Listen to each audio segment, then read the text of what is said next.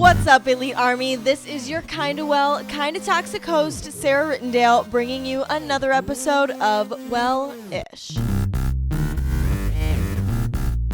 Dealing with negative emotions is something that I swear to God we ask ourselves constantly. Everyone is always trying to figure out how the hell to make the bad thoughts go away. And it seems that no matter how hard we work on them, they're always there. Somehow, some way, they're just always fucking there. One of the most defeating feelings is that no matter how bad we want the negative thoughts to stop, they just don't seem to go away. It's like our head can't help it. Our brains are like on this negative frequency, but this can't be the way that we live the rest of our lives. We know in our heart that there has to be a way to make ourselves have thoughts that feel good instead of bad. First, check out the episode on self-talk. If you haven't listened to that already, I definitely highly suggest looking into it and listening to it because I discuss in detail about how I think positive talk is fucking bullshit and you have to find a way to talk to yourself in a realistic way instead. The same applies for negative thoughts that pop into our head. We have to tell ourselves something that we can actually believe. Even if that's like, let's say you say to yourself, I want to love myself, and you just for some reason can't believe that you really do just because your head is in such a bad space. Maybe you say, I want to love myself. You have to find a way to reconstruct what it is you're telling yourself in your head that you can actually believe those thoughts, but that you're steering yourself away from thoughts that make you feel like shit. The best way that I have been able to figure out how to get myself away from negative thoughts is actually understanding why they are there. Our brains are hardwired for negative thoughts because that is what kept us alive in our caveman years.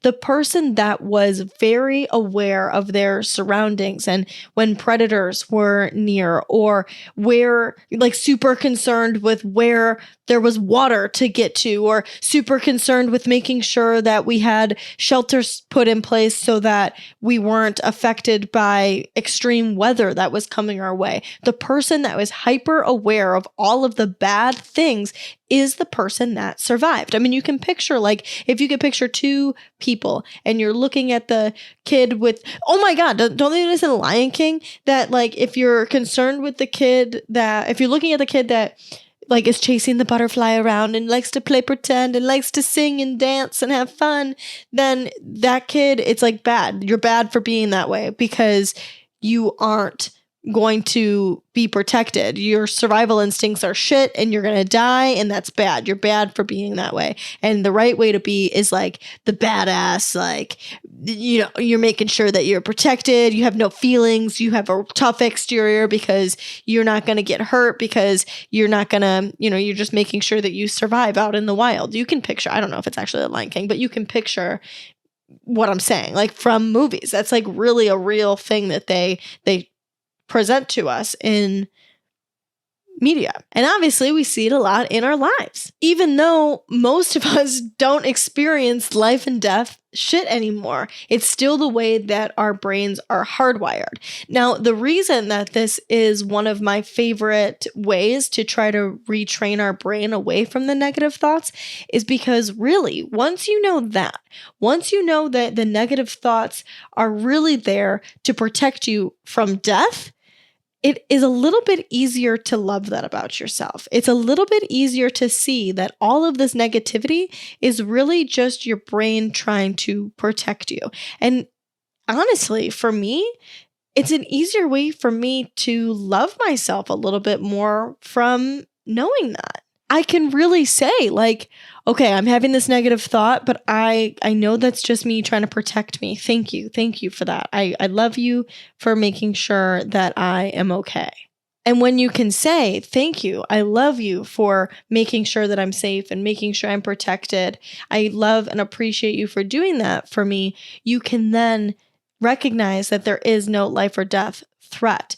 Your life might change. You might be judged. You might have to do something that you don't want to do, but there is no life or death threat. And when you can realize that, you can know, okay, There's no life or death threat here, which means that I will have the opportunity to work through whatever it is that I have to work through in order to make myself feel comfortable again, in order to make sure that I maintain my peace and my happiness, in order to make sure that I show up for myself and love myself as much as I can, in order to make sure that I am showing up as the best version of myself. When you can start to be a little bit nicer to yourself in that area, it's a little bit easier to back off on the negative thoughts. But there is a step that comes before this. I think that is like a really important step to recognize first. But once you know that, you can know that, and that's good. But when we really start to try to make the shift, make the change, back it up a little bit. First, just become aware of the negative thoughts. Become real aware that that's happening. And then you can start to say to yourself, okay, I'm aware of it. I know that this is just my brain trying to protect me from what it perceives as a life-threatening thing. But I know in my critical thinking, realistic, conscious mind that this is not a life or death situation. It's just an email from my boss and I'll be able to handle it. If you stop pressuring yourself to go from one extreme to the other, it's going to make you feel a much larger sense of ease, and it's going to make you feel like you can actually accomplish this life shift of stopping your negative thoughts, because you are becoming aware of it instead of you thinking like, okay, I'm thinking negative. I just got to stop. I got to think the positive. It's not going to happen like that. You're putting way too much pressure on yourself and you're expecting way too much out of yourself way too soon. You have to be able to first recognize regularly that your thoughts are in a negative place, because that's a hard thing to do, especially when you fucking feel like shit constantly. You start to just think that the way that your brain is functioning are truths, that you're just being honest with yourself, that you're being realistic, but really you're just being negative. So being aware and recognizing when you are being negative, and then you can say, okay, I know I'm just doing that to protect myself. What is an actual realistic outcome? Okay, great. Now I have this outcome that I've created in my head. What would I do if that happened? It comes back to the what if conversation that I think we've talked about for sure. We've talked about in the past. Asking yourself, what if? Playing that what if game with you. Saying, okay, you've got this scenario popping up in your brain. What if that happened? What would you do? What would you do? Answer the question. What would you do? What if? What if? What if? And you always come up with an answer. Like you're always going to be able to solve your own problem. Dealing with your negative thoughts is not about shifting aggressively to the positive. It is about getting to a place that you can recognize that you are safe and you trust yourself enough to handle whatever circumstance pops up for you. Whether it is a 12-minute thing or a 12-year thing, being able to say to yourself, I know that I am making progress. I trust that I am making progress, and I trust that I will end up where I am meant to be. And it doesn't always feel good. Sometimes you're going to feel like shit for a while. But as long as you have the knowledge and the awareness and the intention to recognize when you are feeling these negative thoughts or experiencing these negative thoughts, being aware of that, recognizing it, and then saying, okay, I'm just doing this as my hardwired method of protecting myself. And I know that I am not in a life or death situation. So what is it that I need to do in order to make myself feel better? What is the realistic outcome that could potentially happen from this? Or what is a realistic way that I could think about this scenario? If you can redirect those thoughts to something constructive, you will be okay. Again, it's not going to be something that happens right away. It is a practice that has to be built over time. You will not reach a day that you never experience negative thoughts ever again, because that's just not the world we live in. I can't tell you why. I can't tell you why we can't just live in a perfect world, but I can tell you that it just is that way. And we just have to find a way to work with it, not against it constantly. If you can't trust yourself, trust me. I promise you that if you just put even a smidge of intention into not feeling these negative thoughts, into redirecting them into something constructive, you will be okay. The negative thoughts will not last forever. You got this. I promise you.